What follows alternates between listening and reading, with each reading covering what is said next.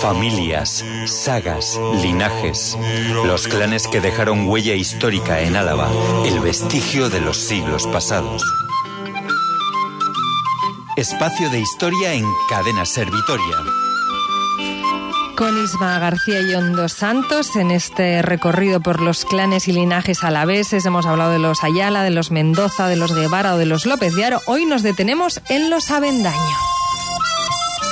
Seguimos adelante, nos adentramos poquito a poco en este mes de marzo y seguimos con nuestro serial, con ese Tierra de Clanes, con nuestro Juego de Tronos particular, con las familias alavesas. Recuerden que llevamos unos cuantos, los Guevara, los Ruiz de Gauna, los Ayala. Bueno, alguno que se me queda por ahí en el tintero, pero nos lo va a recordar nuestro arqueólogo Isma García Guardia. Muy Hola, buenas. ¿qué tal? Los Mendoza. Los Mendoza. Los Mendoza y alguno que se... Los Haro también. Los Haro. Que igual suena menos a la vez, pero... ¿Haro o Lope de Haro? Lope de Haro o Díaz de Haro, que es que... Mira, el que quiera recordar mejor la historia, que vaya al podcast directamente, que vaya para atrás y que sale ahí en el podcast. El mes pasado hablábamos de los Ruiz de Gauna. Eso es. O los Gauna, directamente. Prefiero Gauna. Gauna. Sí, bueno, sí. pues con los Gauna hablábamos y decíamos que este mes vamos a abrir el melón, vamos a abrir la familia, nos vamos a adentrar, nos volvemos a la época, nos vestimos... No sé si de manera medieval, porque ahora me dirás a qué siglo nos vamos, pero hablamos de los Avendaño. Y lo primero que nos viene a la mente, lo comentábamos en la redacción, el barrio, la calle. Claro, de ello vamos a hablar, pero no quiero hacer spoilers, porque esto tiene que llegar en su momento. Por supuesto, el nombre de esta familia tiene que ver con este barrio tan vitoriano y de ello hablaremos. A ver, ¿cómo nos vestimos? ¿En qué época estamos ahora mismo? Medieval. Nos vestimos a lo medieval porque esto va a ser todo en la Edad Media. Me gusta a mí. Me gusta ahí con los jarrones, lo celebro. Con el cochinillo y con las viandas ahí a lo loco. Me encanta, la verdad. Venga, vamos con los Avendaño. ¿Dónde vamos? ¿Dónde comienza? Bueno, vamos a comenzar con una advertencia, ¿no? Vamos a dividir, digamos, el relato genealógico de esta familia como en dos partes. Una primera parte, que voy a mencionar en una frase, que tiene que ver con esta familia antes de que llevara el apellido Avendaño. Pre-Avendaño. Exactamente, bien dicho. Vamos a decir pre-Avendaño, los tiempos pre-Avendaño, y luego trataremos, casi todo nuestro episodio de hoy será de los tiempos post-Avendaño o que ya reciben la denominación de Avendaño. Al fin y al cabo, corrígeme si no es así, Isma, pero con lo que llevamos hablando de las diferentes familias en esta tierra de clanes alavesas, al final se coge el apellido gracias a emparentarse sobre todo pues, las mujeres, las hijas, las sobrinas, etcétera. Exacto. Va un poquito por ahí. Exacto. Los apellidos que atribuimos a estos linajes que forman parte de nuestro serial realmente no están desde el principio de cada genealogía. Si te acuerdas, en cada uno de los episodios siempre ha habido una etapa pre. Sí. Pues en el caso de los Avendaño es igual. Entonces, en este caso, en esta etapa pre, hay que decir que estos pre-Avendaño son la misma familia, cuidado, que los Guevara. Adiós. Tienen el mismo origen que los Guevara. O sea, el primero de los del linaje sería el primero que tuvieron los Guevara, un tal Vela Ladrón, allá por el siglo XII, aunque realmente los Guevara podríamos remontarnos algo más si tirásemos un poco de la leyenda, pero así, digamos, documentados, nos tendríamos que remontar al siglo XII. Esto sería la historia, no vamos a hacer toda la genealogía de los Guevara, además ya la hicimos en su episodio, pero que sepamos que este linaje comparte ese tronco inicial con los Guevara. La historia cambia cuando llegamos a un punto que es el matrimonio entre Pedro Ladrón, que es un Guevara, claro, estoy diciendo un Guevara, pero es que los Guevara aquí todavía no tienen el apellido de Guevara. Vale, Pedro Ladrón se casa con María Sánchez de Salcedo, que tampoco en aquel momento es Salcedo, exactamente. Vale. Ves que ya tenemos aquí Salcedos, que son Ayalas en esencia, Guevaras, entonces tenemos ya una cosa importante, Guevaras, Ayalas y Avendaños emparentados. De la misma raíz. Efectivamente, de la misma raíz, son parientes. Pero cuando se casan, estos dos personajes, Pedro Ladrón y María Sánchez de Salcedo, tienen 3 hijos. Y reparten, digamos, sus dominios y sus territorios del siguiente modo. Ladrón, el primogénito de esta pareja, se queda con Guevara y el señorío de Oñate, que es, digamos, lo primordial de su linaje. El segundo, Sancho Pérez, se queda con Ullíbar y Gamboa. De ellos vendrán los Gamboa. en adelante. Hablaremos. Exactamente. Luego tendrán otro tercer hijo, Juan Vélaz, apodado Esquerra, que este será señor de Ocariz, pero por matrimonio con otra señora que es en sí la que era señora de Ocariz. Y por último, el que nos interesa. Aquí viene Martín Pérez, que es al que sus padres le conceden Avendaño, la aldea de Avendaño. Y de ahí, a partir de este Martín Pérez, a este Martín Pérez podemos considerarlo Martín Pérez I de Avendaño, por así decir, de algún modo, ¿no? Acabamos de poner un título así rápidamente, Martín Pérez I de Avendaño. Ya tienen el apellido. Eso es. De Avendaño. ¿De dónde se coge ese apellido? Claro, tienen el apellido porque el padre dice, bueno, tenemos estos territorios para repartir, a Martín, a ti te vamos a colocar en la aldea de Avendaño. Entonces le colocan en la aldea de Avendaño y ya desde ahí, y en las genealogías y en las crónicas, se lo considera como Martín Pérez de Avendaño. Lo que hemos dicho, ¿no? Que muchas veces no se coge el nombre a través del apellido de la familia, no lo coge el territorio, sino que es al revés. Exactamente. Que del territorio se coge al apellido. En efecto. Y además en este caso, pues bueno, Avendaño es una aldea que conocemos desde el año aproximadamente 1025, lo conocemos gracias a ese documento famoso de la Reja de San Millán. Todos sabemos, que fue un pueblo independiente de Vitoria, aunque ahora sea un barrio que pertenece a Vitoria, pero esto en sus primeros tiempos no perteneció a Vitoria. Es interesante un detalle. La iglesia es San Martín de Avendaño. No sé exactamente ¿qué fue si primero? Martín... ¿La mandó construir? Si fue él el que la mandó construir, o si le bautizaron allí, por eso él tomó el nombre de Martín por la iglesia de San Martín, que posiblemente ya existía, pero en cualquier caso no puede ser casual que él se llame Martín y que la iglesia de Avendaño se esté dedicada a San Martín. La etimología curiosa de esta palabra, de Avendaño, vendría del latín o del indoeuropeo de un término que sería Aventanium, que viene a estar relacionado, que viene a decir que es algo relativo a un pozo, a una fuente, a un manantial. Me pregunto si tendrá que ver con el río Avendaño que pasaba por esa zona, pero esto es una cosa que tampoco he constatado. Vamos a poder comprobar cómo a lo largo de toda la genealogía se repiten hasta un punto que es a veces difícil seguir el hilo, se van a repetir constantemente nombres, los mismos nombres, muchos van a ser Martínez, muchos van a ser Juanes y muchos van a ser Pedros. Bueno, Martín, Juan y Pedro. De mujer lo más habitual va a ser María, pero Martín, Juan y Pedro es lo que más se va a repetir entre los titulares del linaje, ¿no? Para reconocerles, todos tienen un escudo. Eso en este caso no es un escudo demasiado llamativo, vamos a decirlo, ¿no? Sí, es, digamos, simple de describir, porque es... Sí, en comparación con el resto de familias. Por aquí no tenemos un animal... El cuervo, no. O sea, algo les falta un poco de chispilla, esto saben. Bueno, parecido a los Mendoza, si te acuerdas, que también de los Mendoza era sobre fondo verde, digamos, una barra roja anaranjada, ¿no? Más o menos que una franja que cruzaba. Pues en este caso tenemos sobre fondo de oro, es decir, como de amarillo, tendríamos una banda cruzada de color negro. Esa sería, digamos, el blasón de estos Avendaño originales.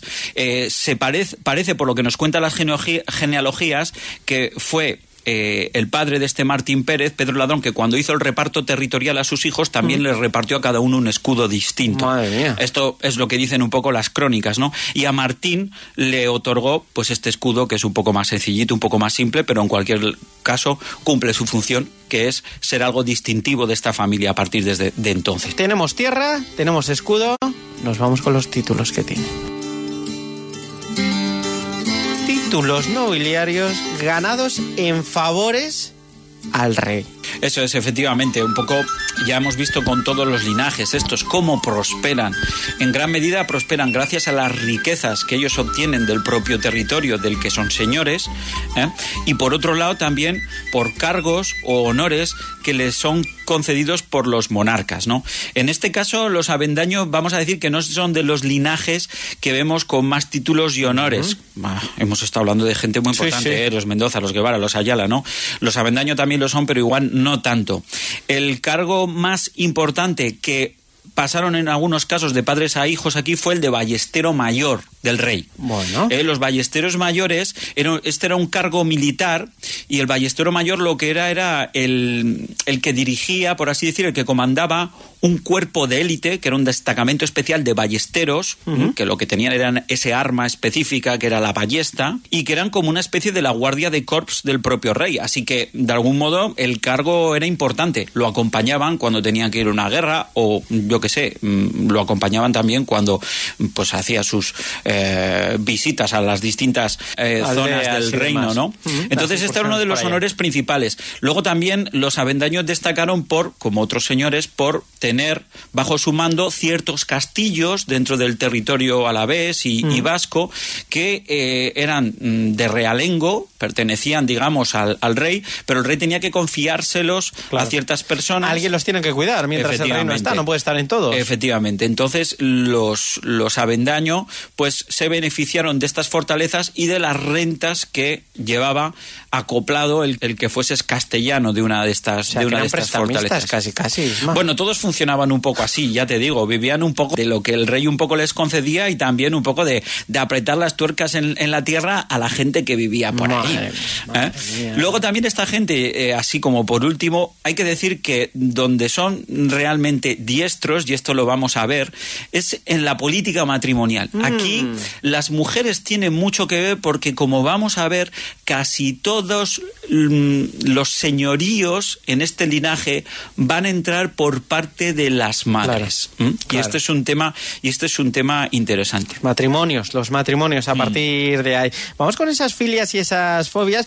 Lo tengo bastante claro con quién se van bien, si vienen de ellos. Exactamente. O los Guevara. Aunque también te digo que muchas veces con tu hermano, ¿con quién peor te llevas? O con tu hermana, ¿eh? Exactamente. No siempre sucede que, aunque seas familia, y aquí tenemos muchos casos, que no siempre sucede que aunque fueran familia se llevasen bien. Pero en este caso, por lo general, aquí cuando decimos de filias y fobias, con quién se lleva bien y con quién se lleva mal, vamos a decir en términos generales. A ratos. Pero esto no es siempre, porque Eso es. Tengamos en cuenta que estamos hablando de 3-4 siglos, que son periodos en que la situación puede cambiar bastante. Bueno, aliados o gente o familias afines, los Ayala, los Guevara.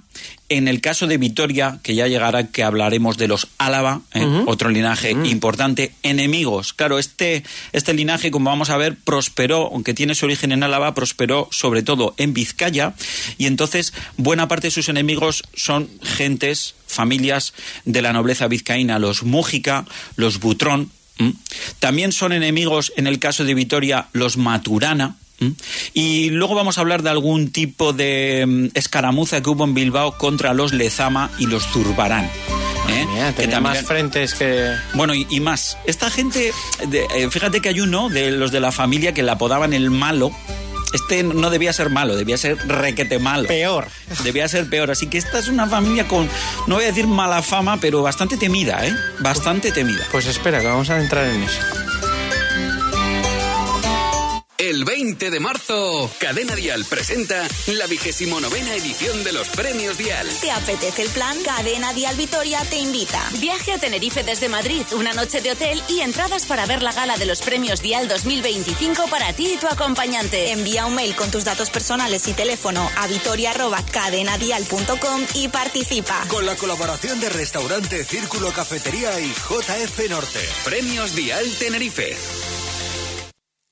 Caser Cuidados es el servicio de cuidados a domicilio de Caser Residencial Alto del Prado. La misma calidad de atención sanitaria que en la residencia. Equipos médicos, fisioterapia, terapia ocupacional, logopedia, psicología y personal titulado para el apoyo en el domicilio. Pregunta por los cuidados a domicilio de Caser Residencial Alto del Prado en el 945 154 215.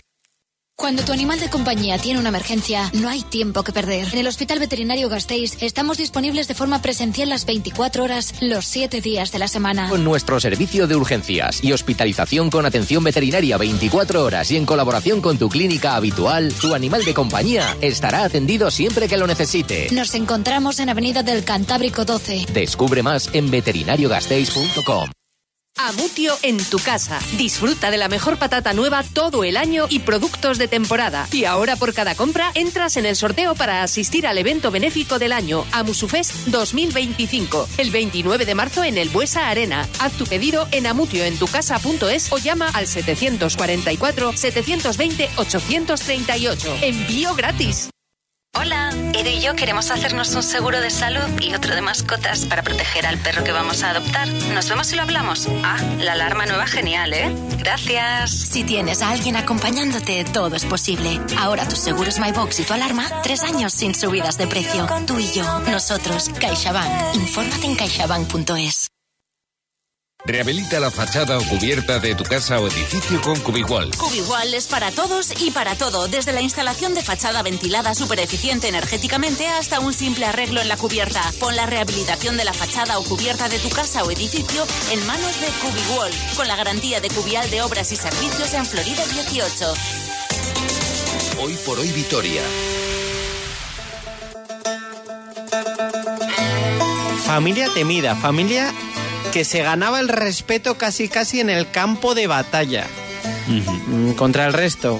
Pero antes de hablar de todo eso, porque ahora me vas a ir desgranando toda esta historia de batallas, de enfrentamientos, nos vamos a venir hasta Vitoria, hasta Álava, que es donde empieza su historia. Eso es. Donde está la iglesia de San Martín de Avendaño, eso podemos considerarlo que es el centro, el epicentro de aquella aldea.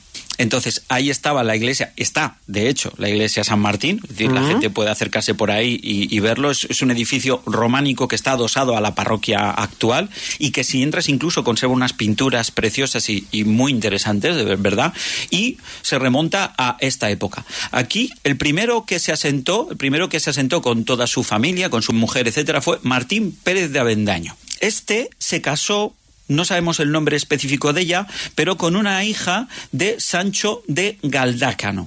El Sancho de Galdácano es la primera conexión de esta familia con Vizcaya. Sí. Es la primera conexión con Vizcaya. Bien, pues esta familia se asenta en una casa-torre que debían tener por la zona, no muy lejos de la iglesia, y tuvieron un hijo que era Pedro Pérez de Avendaño, que cuando apenas tenía él 2 años, sucedió lo siguiente. Estamos, además, debo decir, cronológicamente en tiempos en que Vitoria todavía es Navarra. Es decir, antes del año 1200, poco antes del año 1200. Y te voy a leer lo que nos dice Lope García de Salazar en su crónica. Dice: en el tiempo en que la villa de Vitoria era reino de Navarra, había un linaje de caballeros en una aldea cerca de ella que llaman ahora San Martín de Avendaño, que eran poderosos en la comarca y hacían continuamente muchos enojos a los pobladores de Vitoria. Bueno, es que les estaban caña. Ahí está. De lo cual todo el dicho concejo, el de Vitoria, enviaron querellar al rey de Navarra. El concejo de Vitoria se quejaba y enviaron a hablar con el rey de Navarra. Y falláronlo al rey en una huerta mirando con algunos caballeros que estaban con él. Como le dieron su querella, tomó él una espada al mensajero de ellos y dióle unas 10 cabezas de berzas. E díjoles: vos los de Vitoria sodes para pocos, que a los que aquí vos fatigan debía de desfacer como yo fice a estas berzas. Por si alguien no lo ha entendido, cogió unas berzas que había en la huerta, cogió el cuchillo de uno de sus escoltas y cortó las 10 cabezas de las berzas. Y les dijo: esto es yo lo que haría con los de Avendaño. Entonces, estos mensajeros volvieron a Vitoria y se pusieron manos a la obra. Y nos dice Lope García Salazar: con esto se fueron a la dicha villa, acordados en aquello todo el pueblo. Levantáronse una noche, fueron los de Vitoria, sobre aquellos caballeros de Avendaño que allí hacían su vivienda, sus palacios e heredamientos, que estaban descuidados, estaban despistados, estaban tranquilos. Y quemáronlos y matáronlos a todos, con fijos e mujeres y toda su generación. Mataron a todos los que pillaron. Madre mía. Solo se salvó un mozo fijo del mayor de ellos, que era de 2 años, solo tenía 2 años el primogénito, Pedro, que huyó con su arma, es decir, que huyó con su ama, que lo criaba, y con él lo sacó de noche, y dice que lo llevó a Arratia, donde es su tío Sancho de Galdácano. Entonces se refugió allí el pequeñito en Vizcaya. Al final dice que creció allí en Vizcaya y cuando ya se hizo hombre consiguieron los Avendaño llegar a un pacto con los vitorianos para regresar a Vitoria, para que este hijo regresase a Vitoria. Incluso aquí en Vitoria hizo carrera eclesiástica, y llegó a ser un arcediano de Álava, uno de los cargos eclesiásticos más importantes del territorio, ¿no? Esto es un poco la historia que nos cuenta del principio de los orígenes del linaje de Avendaño, que ya ves que son bastante accidentados. Sí, ¿no? sí, bastante truculentos y me suena a película también americana, Kill Bill, me estaba viniendo a la cabeza de dejas uno vivo y espérate la que te viene. Claro, evidentemente, esta gente lo que promete es venganza de algún modo. Pero cuidado, aquí, como lo que nos cuenta Lope García de Salazar, es que llegaron, digamos, a algún tipo de pacto o componenda por la cual los Avendaño fueron de nuevo bien acogidos en Vitoria. Me da idea que lo que hicieron fue acogerlos dentro de la ciudad de Vitoria. Les dieron vivienda, les dieron casa-torre dentro de Vitoria y digamos que los convirtieron de ese modo en vitorianos. Llegaron a esa especie de pacto. Sabemos lo que os hemos hecho, os damos esto a cambio. Eso es. Y esto es un poco la primera fase de esta familia, la fase, vamos a decir, alaveso-vitoriana, que luego lo curioso es que va a dar el salto a Vizcaya y buena parte de la historia de este linaje va a desarrollarse allí, ¿no? Que vamos a ello. Vamos allá a Vizcaya con ese peque que se lo lleva su ama. Exacto. Hasta allá está Vizcaya, y allí empieza a crecer al amparo de su tío y empieza a progresar. El asunto es que él, como comentamos, realmente vuelve a Vitoria y se hace arcediano. Pero cuando muere su tío, por cuestiones de herencias, él, a través de su madre, hereda el valle de Arratia en Vizcaya y Urquizu en concreto. Entonces, al tener ya posesiones allí y estar él realmente aquí desposeído o no tener prácticamente posesiones, claro, al final sus conexiones empezaban a ser más importantes con Vizcaya, porque su señorío estaba de algún modo allí. Ya en la fase de su hijo, Martín tuvo un hijo que se llamó Pedro Ortiz de Avendaño. Este hijo fue el que empezó ya a entrometerse, ya con cierta edad, en las luchas de bandos vizcaínas. Allí había también varios bandos, estaban los Zumelzu, estaban, Butrones, Mújica, etcétera, etcétera. El caso es que, lo más importante, este hombre lo que consiguió fue un buen pacto matrimonial y casó con la heredera de Pedro Ortiz de Aramayona, señor de Aramayona. A partir de este momento, Aramayona pasa a formar parte del linaje, o sea, ya tienen Arratia, ya tienen Aramayona. En estos pactos familiares, rápido, efectivamente. Vamos avanzando, pasamos el siglo XIII, llegamos al siglo XIV y con esta política matrimonial, por otro matrimonio, llega a la familia otros dos señoríos, el de Arteaga y el de Mújica.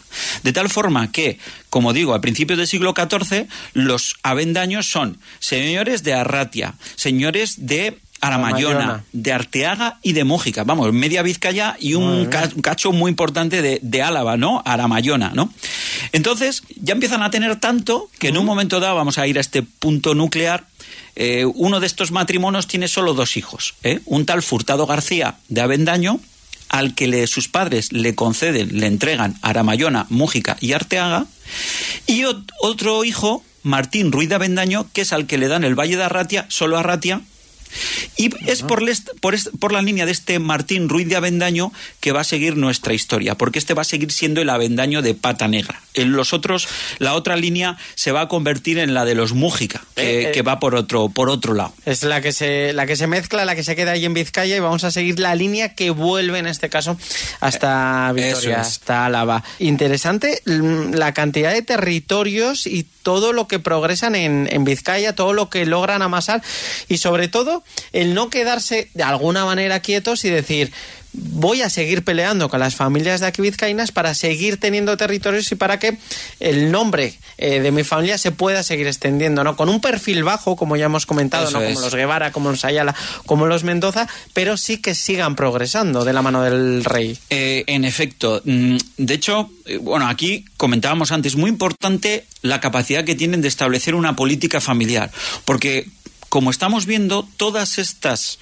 territorios vienen no por conquista, no por concesión real, sino por matrimonios que se acierta a hacer matrimonios con ciertas mujeres de linajes importantes en Vizcaya, y se amasa un territorio y una influencia sobre ese territorio, fundamentalmente sobre el territorio vizcaíno, muy importante. Si alguien desde Vizcaya nos está escuchando o escucha el podcast, seguramente le sorprenderá incluso saber tan famoso es la familia de Avendaño en la historia de Vizcaya, que le va a sorprender saber que esta familia, su origen es alavés. Pues sí que lo es, a pesar de eso, que prácticamente toda su historia la desarrollaron allí. Vizcaya. Pero tienen también mucha influencia, luego ya vamos a ver, sobre Vitoria. Lo que también vuelvo a comentar, aquí se produce la división y nos volvemos a quedar con los Avendaño, que son solo señores de Urquizu, por ahora, del Valle de Arratia. Nos vamos a quedar con esos, volvemos para Gasteiz. Nos ponemos a la puerta de Gasteiz, nos ponemos a las puertas de Vitoria, con Martín aquí a nuestro lado. Sí, pero antes de llegar a Vitoria de nuevo, tenemos que hablar de este Martín Ruiz de Avendaño, que es señor de Urquizu. Tiene a su vez 2 hijos que tienen bastante historia y que es necesario conocerla para ver un poco cómo es su desembarco de nuevo en Álava, ¿no? El primogénito será un tal Juan de Avendaño, apodado el Malo, que ya comentábamos antes. El peor. Eso es. Y el segundo será Juan de San Juan de Avendaño. Este primero... Se volvió loco con los nombres, ¿eh? Sí, ya te digo que Pedro, Juan, Martín se van a repetir constantemente. ¿Por qué se repiten? Es interesante. Martín por San Martín, la advocación de la iglesia de Avendaño. Ese nombre es como decir, nosotros tenemos origen alavés y somos de ese pueblo de cerca de Vitoria. El Juan tiene que ver porque fue un Juan el primero que desembarcó en Vizcaya y que detentó el señorío allí. Luego también este es un nombre que se repite como recordatorio. El Pedro ya no sé muy bien exactamente de dónde viene. El caso es que este Juan el Malo protagonizó un episodio que yo creo que es bastante divertido de contar en la villa de Bilbao, donde también tenían muchos enemigos.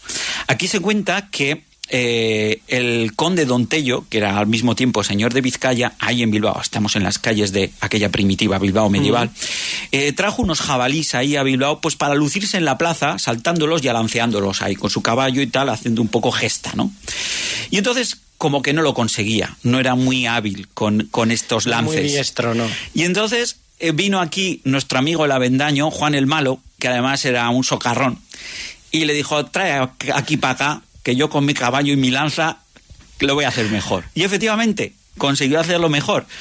Y puso un poco en ridículo al conde, que cuidado, era conde, era señor de Vizcaya y además hermano del rey. Cuidado la cabeza. Entonces, el conde, cuando volvió a su casa, ahí los Lezama y los Zurbarán, que solían comer todos juntos y tener sus consejos y sus tal, pues le dijeron, es que si te dejas que este señor te ponga en evidencia, la gente va a discutir cuál es tu poder. Y van a pensar que este señor en Vizcaya tiene más poder que tú. Así que algo tienes que hacer. Invítale a venir aquí a comer con nosotros. A comer un rato. Le invitan, todo preparado para una trampa. Vino envenenado. Y no, lo mataron, dice textualmente el documento, a porradas. Entiendas esto como se quiera. Pero vamos, que no sé si cogieron palos, lo molieron a palos así, lo mataron. Madre y el mía. Cadáver lo arrojaron por la ventana a la plaza, a una de las plazas importantes de Bilbao, para que sufriese el mayor escarnio posible y todo el mundo viese allí quién era realmente el que mandaba. De este modo, Juan el Malo, pues murió. Sí, acabó su historia. Y entonces este que era el primogénito de los Avendaño, el título pasó a su hermano, Juan de San Juan, que es un poco el que luego, de algún modo, regresa a Vitoria, a Álava, porque este es Juan de San Juan, el rey Enrique II, en el año 1371, le concede la villa de Villarreal, Legutio, le concede la villa de Villarreal. Él se construye allí una torre, y a partir de entonces, sobre todo los Avendaño, con respecto a la historia alavesa, van a ser fundamentalmente señores de Villarreal, porque voy a seguir diciendo Villarreal porque es el título, el nombre del título que les concedieron. Y a partir de entonces el linaje ya no solo influye políticamente en las cosas que suceden en Vizcaya, sino que influye también mucho en las cosas que suceden en Álava. Y ya hemos atravesado el siglo XIV y estamos ya al final, bueno, al final porque le hemos puesto un final, le vamos a poner un final en el siglo XV porque en algún sitio hay que acabar, pero es que la historia de esta gente sigue para adelante, ¿no? Entonces aquí en Vitoria hay unos documentos, las actas municipales del año 1429, que nos hablan de un episodio muy concreto, pero que nos da bastante idea de los tejemanejes que se traían estas gentes. Juan de Avendaño ya viene a ser nieto de la historia de Bilbao y tal, o sea, ya llevan varias generaciones por aquí, ya hace tiempo que concedieron el señorío de Villarreal. Pues hay un Juan de Avendaño aquí que es ballestero mayor del rey y que viene a Vitoria y hace un asalto a una casa en la calle Zapatería. Ay, ¿por qué? Claro. Pues si lees la letra pequeña de estos documentos, resulta que ahí vive uno de los concejales que es fundamental en cierta votación para decidir quién va a gobernar en Vitoria durante el año que viene, durante el año siguiente. Entonces, este Juan de Avendaño, ballestero, vino con sus gentes, asaltaron esa casa con idea de influir en esa votación.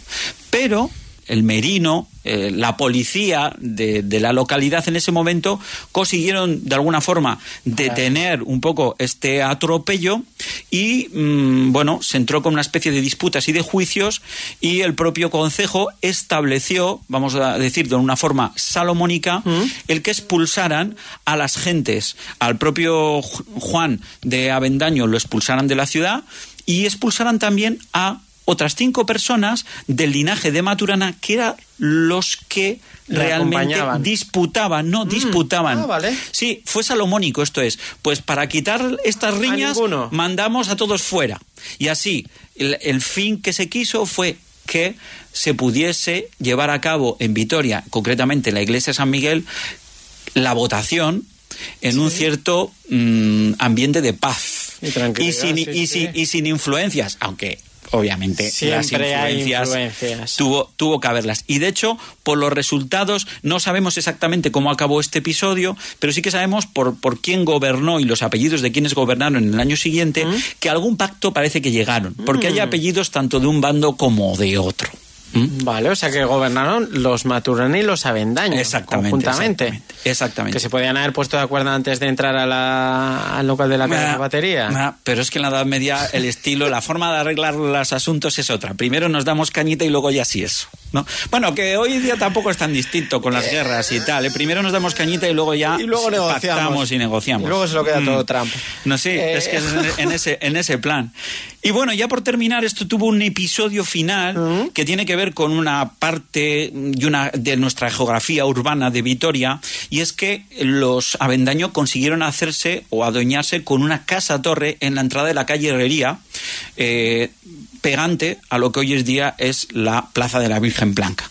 Ahí, durante varios siglos, los Avendaño tuvieron una de sus torres sobre la cual incluso tuvieron que hacer valer su poder. Punto estratégico en la ciudad, ¿eh? Totalmente, teniendo en cuenta además que por ahí era la entrada desde el sur de Vitoria. Ahí al lado estaba el portal de la Alcabala, uno de los portales más importantes a la hora, digamos, del trasiego mercantil, y también desde el punto de vista defensivo también. O sea que era efectivamente un punto neurálgico, y como era un punto neurálgico también había peleas por a ver quién enseñoreaba esta torre.